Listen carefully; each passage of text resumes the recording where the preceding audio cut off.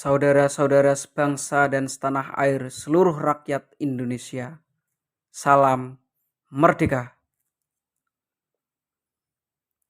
Saudara-saudara perlu merenungi kembali apa yang disampaikan Gus Dur sangat benar adanya dalam syair tanpa waton. Maksud Gus Dur dalam syair tanpa waton adalah Al-Qur'an Qadim wahyu minulya tanpa tinulis bisa diwaca.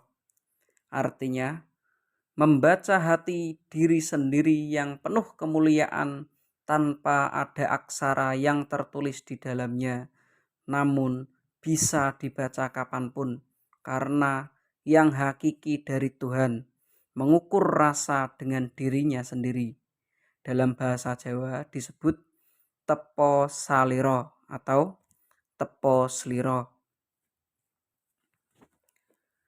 Contoh ajaran yang penuh kemuliaan yang setiap orang mampu mengingat hal itu dengan menggunakan tepo saliro sebagai ukuran dan disepakati secara universal bahwa itu benar yang sebenar-benarnya.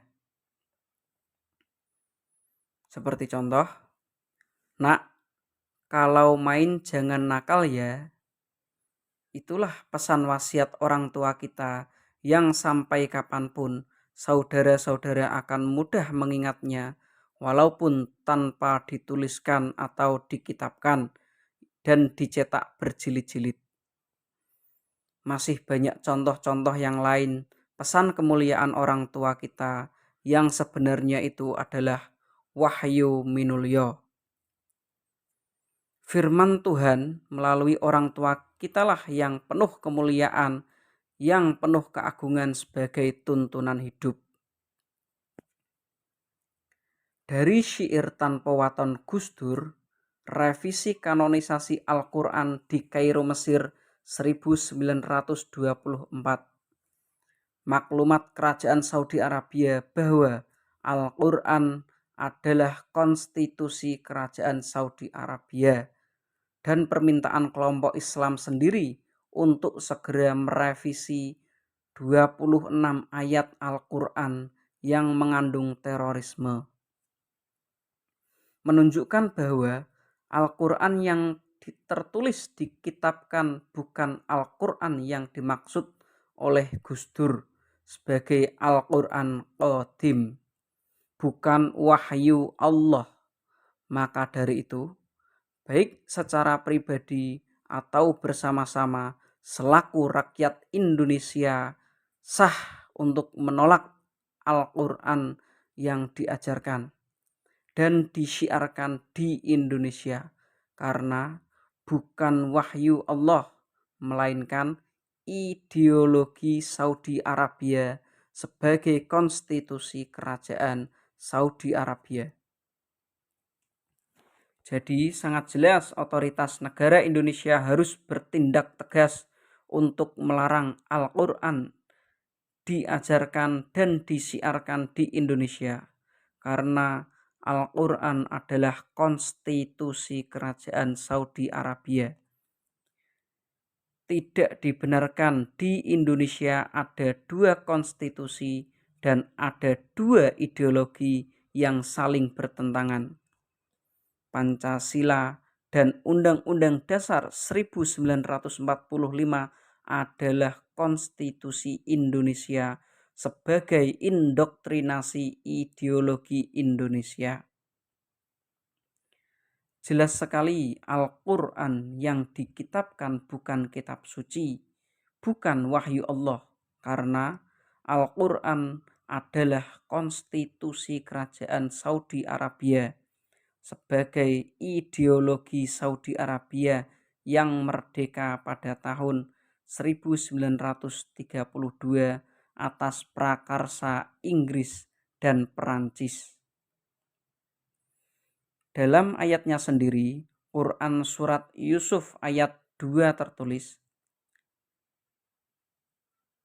ditulis dalam bahasa Arab supaya kamu tahu. Yang tersirat bahwa Al-Quran sangat mungkin di konsep kolonial Inggris dan Prancis untuk konstitusi negara Saudi Arabia sebagai aturan Saudi Arabia, yang semua konsep atau mushaf-mushaf Al-Quran tersimpan di Museum Perpustakaan Den Haag Belanda dan Museum Perpustakaan Prancis dan di Birmingham, Inggris.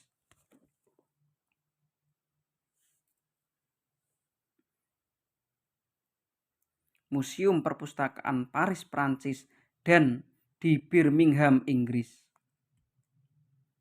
Himbauan untuk itu, saudara-saudaraku sekalian, sebangsa dan setanah air, seluruh rakyat Indonesia, waspadalah terhadap ideologi ataupun konstitusi asing yang masuk di Indonesia dan dikemas atas nama agama, yang mengatasnamakan Tuhan, yang faktanya terus-menerus melakukan kejahatan terhadap bangsa dan negara Indonesia secara tersistematis dan terstruktur, yang tujuannya tidak lebih hanya massa, harta, dan tahta.